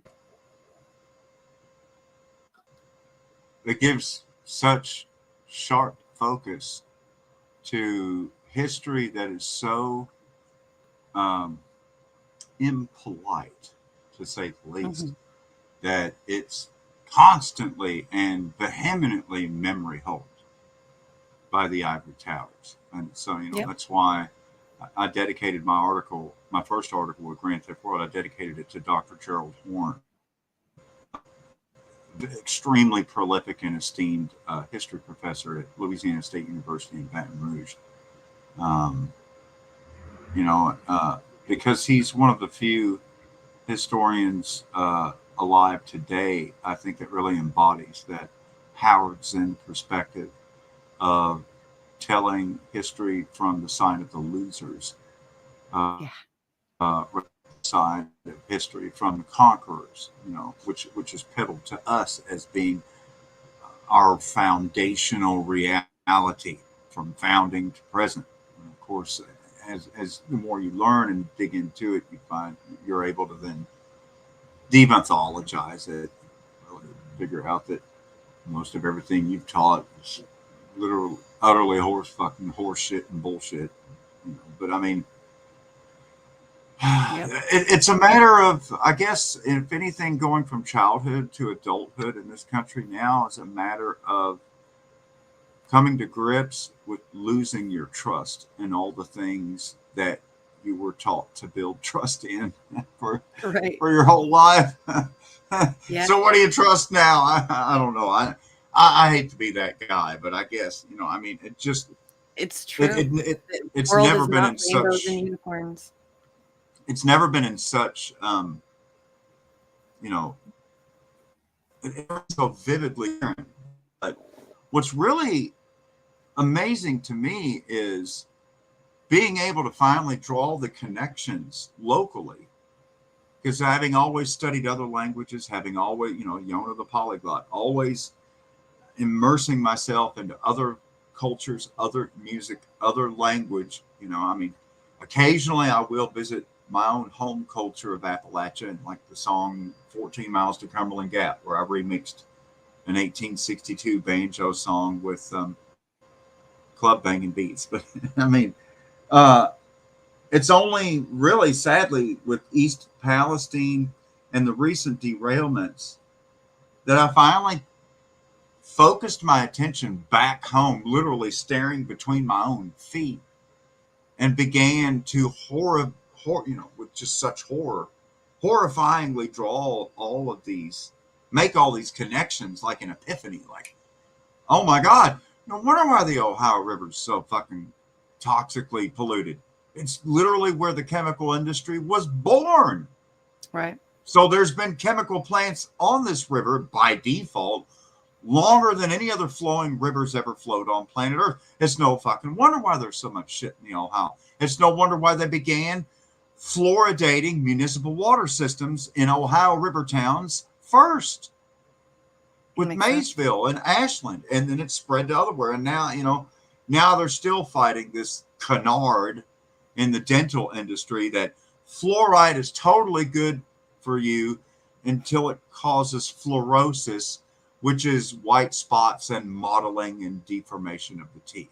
But other than the fact that fluoride destroys your teeth, you totally need fluoride for your teeth. Wait, what? Huh? What? Right. Well, and the fact that we're putting it in our water and we're swallowing it and putting it in our system as well. And so then, like, take, for example, like when I was teaching English in Ecuador for 2 years, I get down there, their table salt is totally different, right? Because, you know, down there they have sal iodada, iodized salt, just like we have up here, iodized salt. But they also had sal florada, fluoridated salt, fluoridated table salt, because they're, you know, in order to get fluoride into the Ecuadorian public, they just weren't able to get the supply chain going to get, I guess, the hydrofluorosilicic acid, which is a toxic byproduct of the fertilizer industry down in the northern panhandle region of Florida, for example, where they mine phosphate, because, you know, NPK, nitrogen, phosphorus, potassium. These are the main things you use for, you know, fertilizers for gardening or cultivation of whatever you're growing in your garden or closet. So the potassium, potash, as it were, that is mined as an ore, and they have to wash it to extract the potassium, and so they use hydrofluorosilicic acid, which is a fluoridated acid. So, anyways, as a result of the phosphate industry, they're left with just all kinds of industrial grade toxic waste, hydrofluorosilicic acid, which burns through concrete and steel. But if it's handled carefully enough, you can deliver it to municipal water plants and add it to the water after they've tested it. Right. They test the water first, and then they add the stuff. And you can go and find even YouTube videos of local news reports when there's an accidental spill of the hydrofluorosilicic acid before they can dump it into the actual water cistern. And like, because they spilled some on the concrete ramp road or driveway, the concrete driveway into the water plant from the main road, and they spilled it in the middle of the thing, and it literally ate through 12 inches thick of concrete and the rebar and everything, bubbling and foaming the whole time. And it's like, that's safe in the water? Cool. Why is the city buying that shit again? I know. I know, I'm right there with you. That feeling when you ask yourself, are we overruled by genocidal maniacs or what? Am I right? Right. Jesus right. Christ. I know. Jesus Christ. All right, we got another one called The Greatest. You said this is a Muhammad Ali one? And yes, and here's the segue for this. Sadly, as if the dioxin poured into the river from Norfolk Southern Railroad at East Palestine, Ohio wasn't bad enough, we learned that the entire length of the Ohio River can be dammed if you can get if you can get a wild barge to break from its towing and lay across the falls of the Ohio River. And that's exactly what happened about 4 or 5 days ago. As the Ohio River was in high tide. The falls of the Ohio, for those that aren't aware, is Louisville, Kentucky. And so about 6 blocks north of the boyhood home of one Cassius Clay, a.k.a. Muhammad Ali, a.k.a. the greatest of all fucking time, the GOAT, just 6 blocks north of his house, a barge filled with toxic methanol broke its wired mooring and got sucked down the waterfall chute and then blocked the entire river. So the entire Ohio River was bubbling over the methanol barge. Even Rand Paul responded to comments on that methanol barge, but was confident that the experts down there involved in recovery of the barges would get that thing out without spilling any of it. And if anything should go wrong, as the Louisville Water Company already assured folks, this is occurring below our water tank, so we'll be fine. Evansville and everywhere else downriver, suck it. Anyways, go ahead. Of course, because that's how they treat us. Can drinking water before bed burn 46 pounds? Drinking water! If you are struggling to lose. Yeah, boy! Who knocks out everybody and no one can whoop him. That's when that little Cassius Clay from Louisville, Kentucky came up and stopped Sonny Liston, the man who annihilated Floyd Patterson twice. He was going to kill me. But he hit harder than George. His reach was longer than George. He's a better boxer than George. And I'm better now than I was when you saw that 22-year-old undeveloped kid running from Sonny Liston. I'm experienced now, professional. Jaw's been broke, been knocked down a couple times. Bad. Been chopping trees. I done something new for this fight. I done wrestled with an alligator. That's right. I have wrestled with an alligator.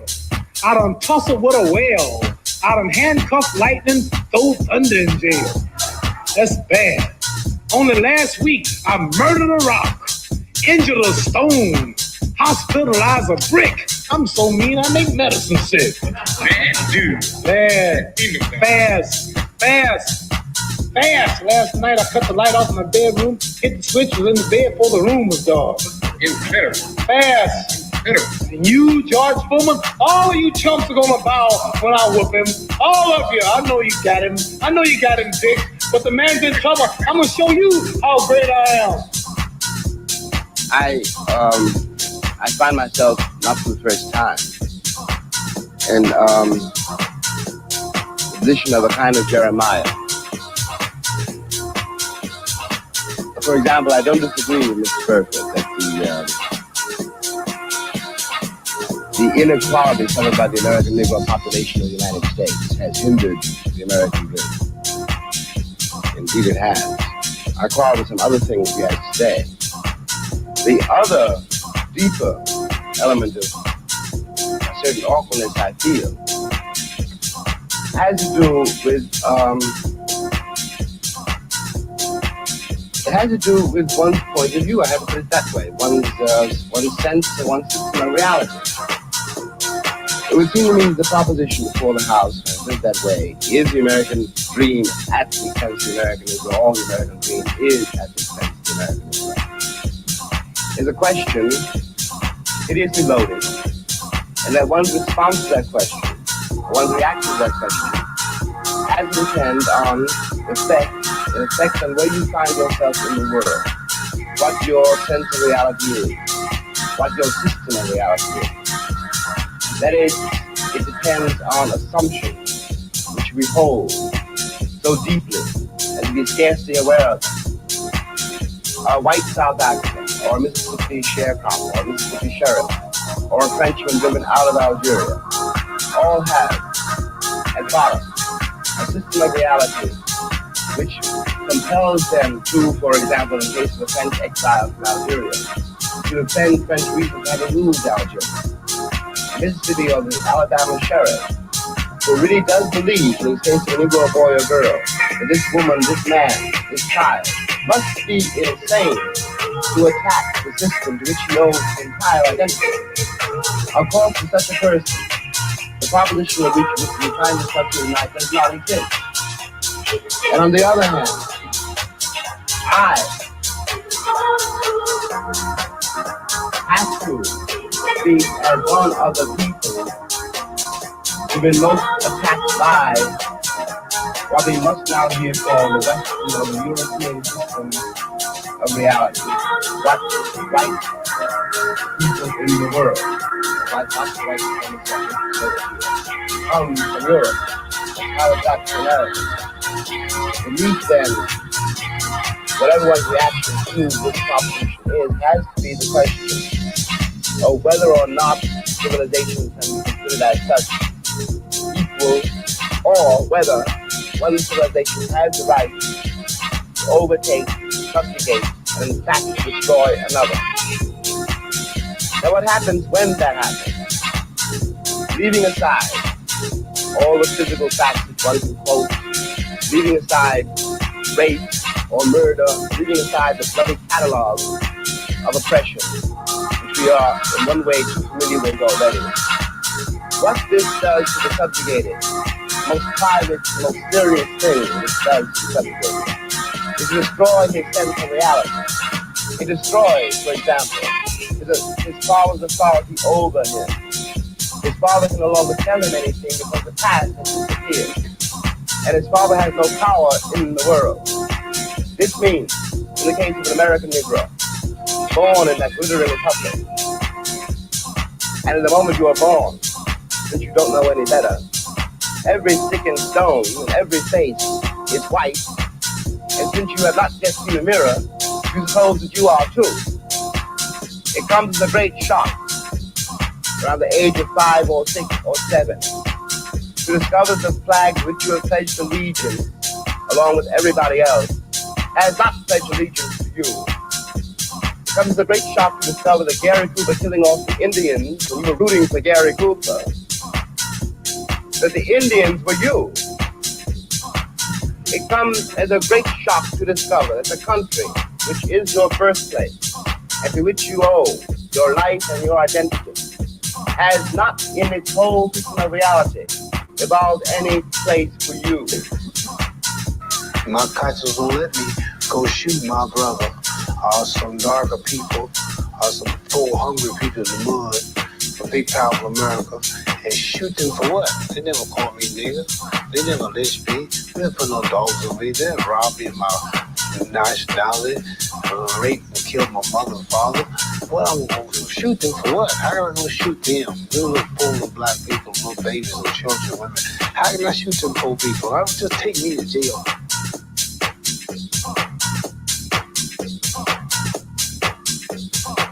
I'm just saying, you talking about me about some draft, and all of you white boys are breaking your neck to get to Switzerland and Canada and London. I'm not gonna help nobody get something my Negroes don't have. If I'm gonna die, I'll die now, right here fighting you. If I'm gonna die, you my enemy. My enemy is the white people, not Vietnams or Chinese or Japanese. You my opposer when I want freedom. You my opposer when I want justice. You my opposer when I want equality. You won't even stand up for me in America for my religious beliefs, and you want me to go somewhere and fight, but you won't even stand up for me here at home. Dang. He is the GOAT. For sure. See what I mean? Yeah. People talking about Jordan and LeBron GOAT. There's the GOAT. Yep. That's why he's the greatest of all time. Right there. Yep. He just rope-a-doped you into thinking he was just a boxer, and you go back and check the script. Check the script. He wasn't just quick with the lip. Yep. He and don't set trip. He let it rip. And, That's right. Boy, it stung. They took away. I mean, he became persona non grata. Right? I mean, he went to jail and took away his belts and everything. Yep. You know? Yep. And, and then you listen to Michael Jordan's breakdown of the GOAT debate. Michael Jordan's talking about golf and Tiger Woods and Jack Nicklaus. You know what I'm saying? And, how can you compare me to Bill Russell? It's different eras and everything. To me, I think probably one of the best takes I've heard so far is from Gary Payton, who played both Jordan and LeBron. Just to, we can't play the Enya song and not have the Yona chip in on the thing here. And trigger alert to you, Shannon Sharp fans. To me, the greatest of all time debate is not even between Jordan and LeBron James. To me, the greatest of all time is Lou Alcindor, a.k.a. Kareem Abdul-Jabbar and Wilt Chamberlain. I don't know. I go back to an earlier era, but then people want to argue, I didn't have a three-point shot. But to me, if you're going to talk about the greatest of all time in NBA and go by those that have played thus far and their entire career and their contributions to the game as an individual and to the contribution of their teams, I'm going to go with Kareem. Even though LeBron has now eclipsed Kareem Abdul-Jabbar as the NBA all-time leading scorer. But I don't know. I'm about exhausted on the sports ball stuff. But that's my take. For those that wanted to hear, well, what's Yona's take on this? Well, there you go. You just got it. So, Jordan versus LeBron, I say neither. There you go. I remember when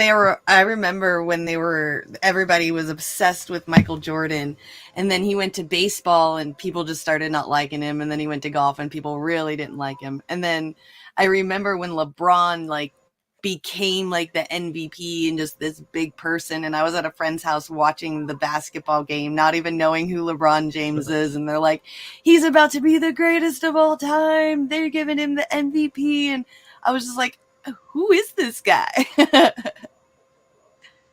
Well, he's never skipped an opportunity to toot his own horn. We'll just put it that way. Oh, hi, Uncle. I'll see you call out that moment. Yeah, I think that's the biggest part of it is these sports people that get really big and famous. It's not for how well they play, it's how well they promote themselves. Mm-hmm. Yeah. Yeah. Because well, I used to be a football player or football fan, and there was some quarterbacks out there during sometimes New England Patriots quarterback that everybody loved, but he was the shittiest person, Inflategate. Oh, it was horrible. Yeah, we remember. We remember. Yeah. Never forget Inflategate. Well, it really did a lot to tarnish the game. I mean, incredibly, there's people that hate Colin Kaepernick so bad they say that Colin Kaepernick ruined football. But if there's anything that really sent a lot of people away from NFL in terms of its legitimacy, in terms of legitimate games, because there's been complaints with officiating for years, but Inflategate really it caused damage to the NFL it has yet to recover from. It deflated the Deflategate. Sorry. Yeah. Yeah, Deflategate. You know, it really deflated the reputation of the NFL. Whereas, you know, I think a lot of the virtue signaling about Colin Kaepernick and kneeling and everything, you know, when you go into the story of him taking a knee, he actually saw it. That was a suggestion from a veteran as to what he should do. And the fact that people were, you know, feigning some great crime being committed, some great dispatriotism by silently kneeling instead of pledging allegiance, when, you know, I immediately think of the Bellamy salute, Bllamy, because, you know, when Francis Bellamy pushed out the Pledge of Allegiance, originally up until the Third Reich in Germany took over it as a fascist salute, doing what we call it the Nazi salute these days. But originally, from 1890 something, beginning in Ohio of all places, and spreading across the country, this wave of American nationalism and patriotism was keyed in with one house schoolrooms having the kids say the Pledge of Allegiance. And it wasn't until the 1950s and the anti-communist scare that they added the words "one nation under God." That's when, you know, because the response to communism was to make nationalism more religious in the United States in the 50s. But from its inception, for the first 50 years of all American school kids learning the Pledge of Allegiance and saying it in schools all across America, school kids were saying, "I pledge allegiance to the flag." Yep. But you would say, and then you'd put your hand over the heart, right? And so they switched it up.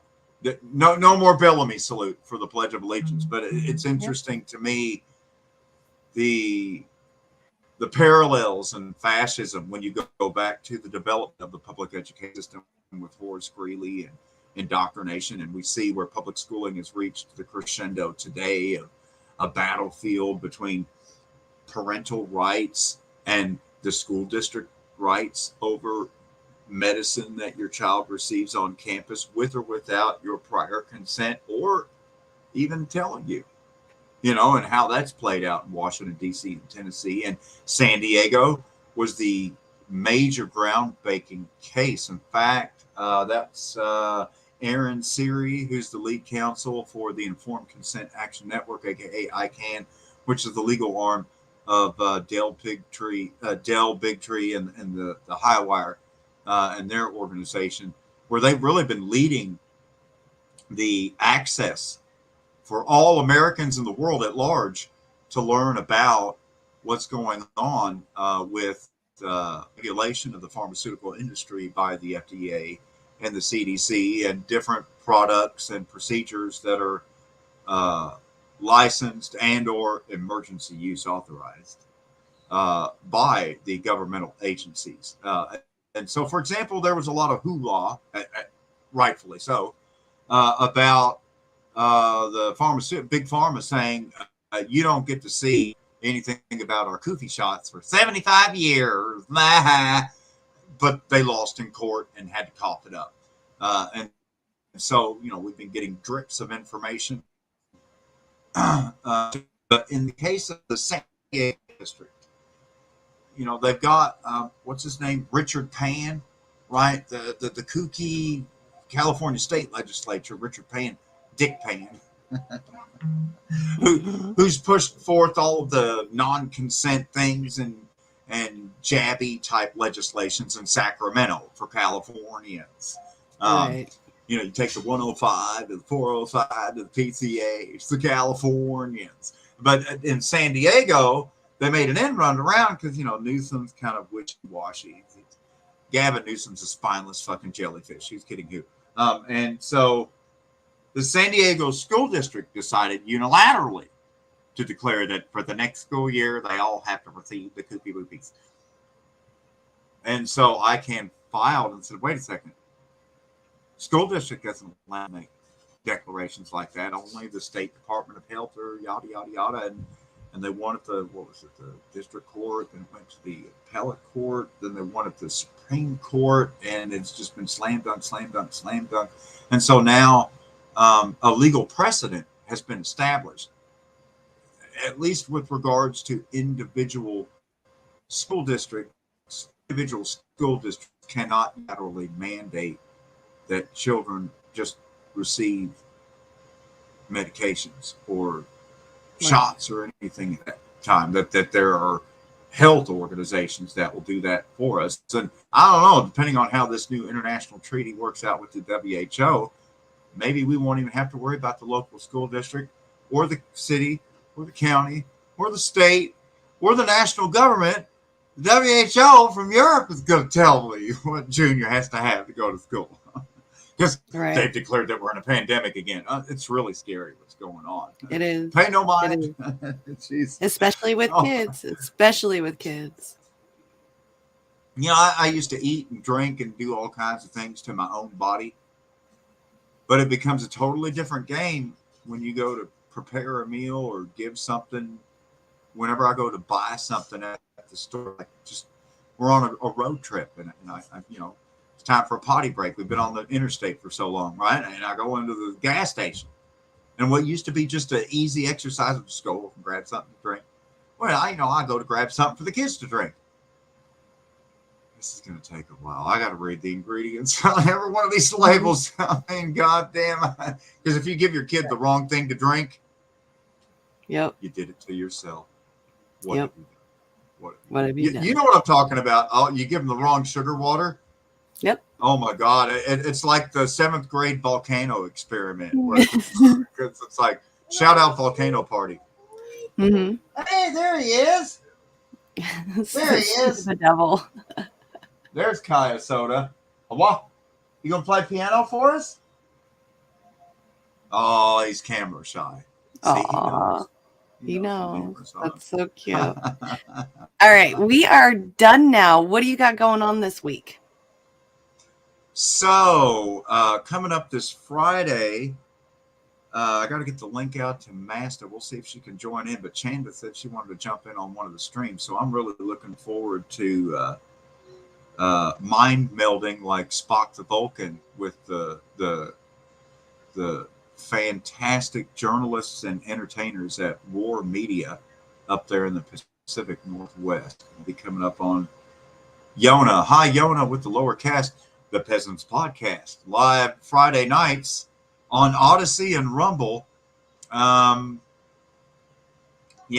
losing 3 YouTube channels, you know, I kind of got the message from YouTube. And it's okay. I'm still the same Yona, but YouTube, you've changed. We've grown apart, and that's okay. I'll do me, and you do you. So, anyways, Rumble and Odyssey Friday nights at 11 p.m. Eastern Daylight Time, because they still do that spring forward, fall back bullshit. And then for my journalism, you can find me over at the Circle Grand Theft World website, and also we've got the link there, the manufacturingreality.org, which is where the link takes you to for my lead article, the 7 Ranges of Toxicity of American Empire. And be on the lookout for Orange You Safe, the story, the origin story of the petrochemical industry. We've also got the story I'm writing on WordPress as we speak, One Classless Railroad,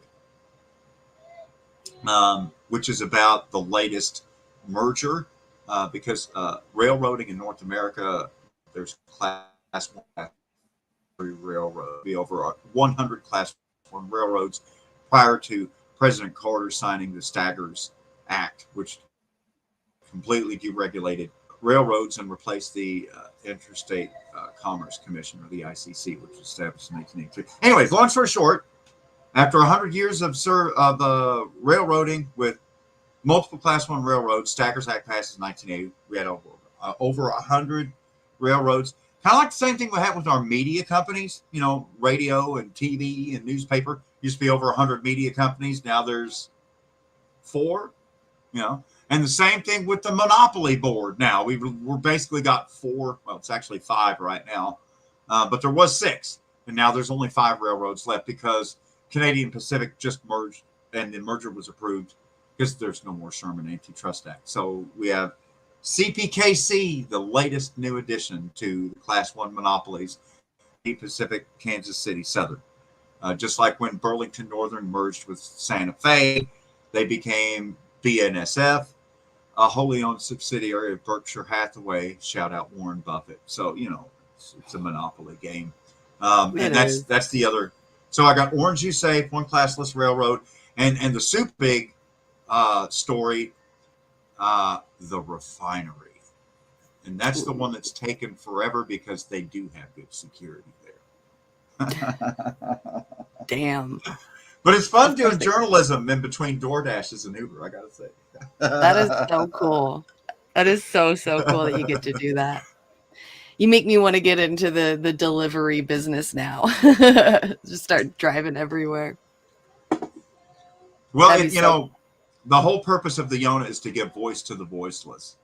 Yep. And so that means on the ground, speaking of the reality that's found, you know, far on the media sound, where we live in the violence of utter silence.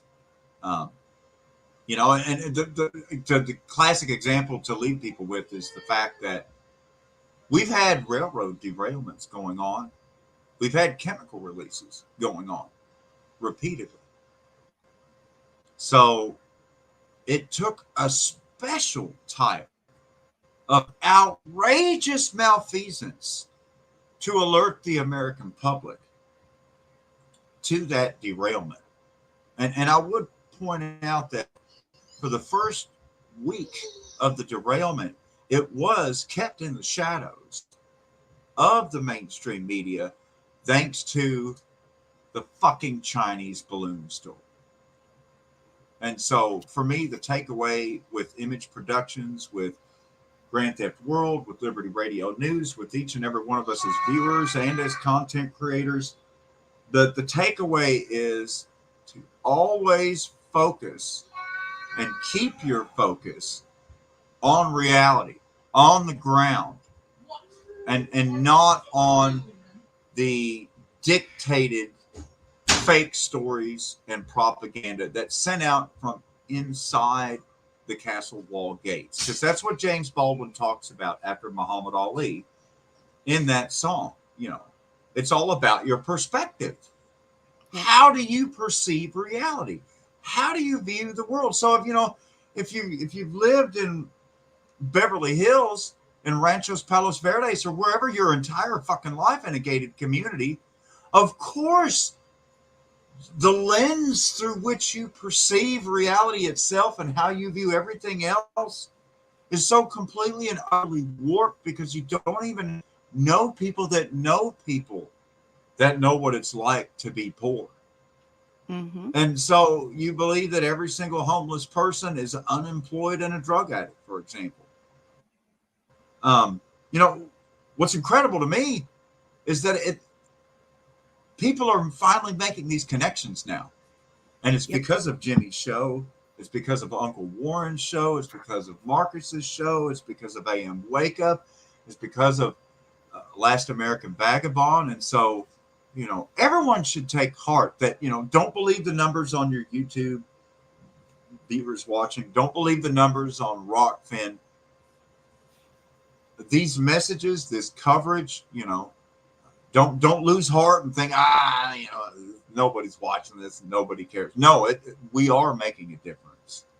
This is reaching people, and I find it's really essential for people's sanity, because it's been so mentally abusive to be lied to and gaslighted like this so much, so constantly, to this online community and this KRTD fam, and this larger fam in general, to take comfort and solace in that we're not the only ones. We're not fucking crazy. And all this shit's fucking crazy. You know what I mean? Mm-hmm. That's all I got.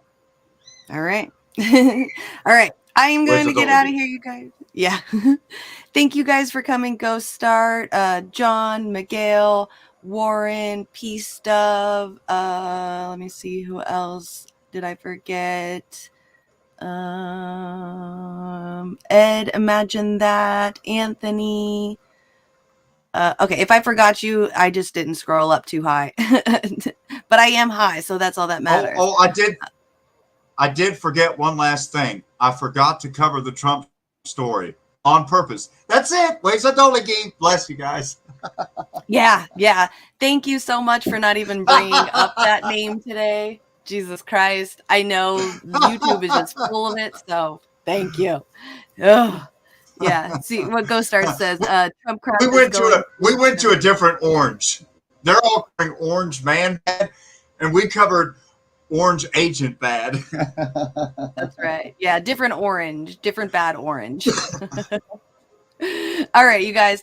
Thank you all for coming. I will be back tomorrow. Hopefully I will have a guest. I know on Friday I'm going to be having Sherry on, so keep an eye out for that. And then Saturday we got me and Warren's show. So yep, keep an eye out for that, and I will see you guys all tomorrow. Peace. Oh, sorry.